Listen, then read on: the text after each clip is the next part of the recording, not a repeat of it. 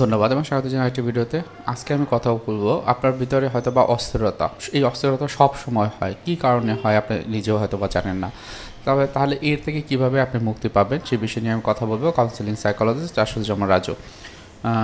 আমার ভিডিওটি প্রথম থেকে শেষ পর্যন্ত দেখবেন, আশা করি নিজেই এই যে অস্থিরতা অনেকাংশেই কমিয়ে ফেলতে পারবেন। আমি আপনাকে বলবো যে আপনার ভিতরে যে অস্থিরতা কাজ করে সেটি প্রথমে যেটি করতে হবে আপনাকে আইডেন্টিফাই করতে হবে আমার অস্থিরতার কারণগুলো কী। অস্থিরতার কারণগুলো একটা নোট ডাউন করে ফেলবেন, 1 নাম্বার 2 নাম্বার 3 নাম্বার 4 নাম্বার এরকম করে আপনি নোট ডাউন করবেন। এরপর অস্থিরতা এই যে কারণগুলো আপনি বের করলেন, আসলে এটা বাস্তবসম্মত কতটুকু, এটা আসলে আপনার লাইফকে কতটুকু আসলে হ্যাম্পার করছে, আপনি যতটুকু মনে করছেন ঠিক ততটুকু কি না, এটা আপনি ওখানে লিখে ফেলবেন। এটা হলো কি আমরা বলি কগনিশন, অর্থাৎ আমার চিন্তার জায়গাটাতে পরিবর্তন নিয়ে আসা। এরপর আপনি যেটি করবেন সেটি হলো কিছু ব্রিদিং এক্সারসাইজ রয়েছে বা মেডিটেশন রয়েছে, সেগুলো করবেন।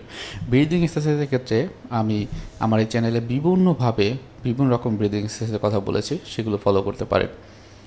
মনে রাখবেন যাদের ভিতরে অস্থিরতা থাকে তাদের হয়তো বা অনেক ক্ষেত্রে থাইরয়েডে কিছু প্রবলেম থাকতে পারে।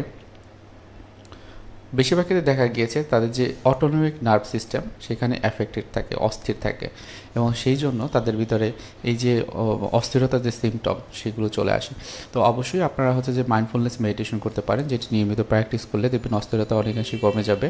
এছাড়াও শ্বাস প্রশ্বাসের যে ব্যায়াম, যেটিকে আমি 4-7-8 নিয়মে আমি করিয়ে থাকি, আমার কাছে যারা আসে সেটিও আপনারা চেষ্টা করতে পারেন।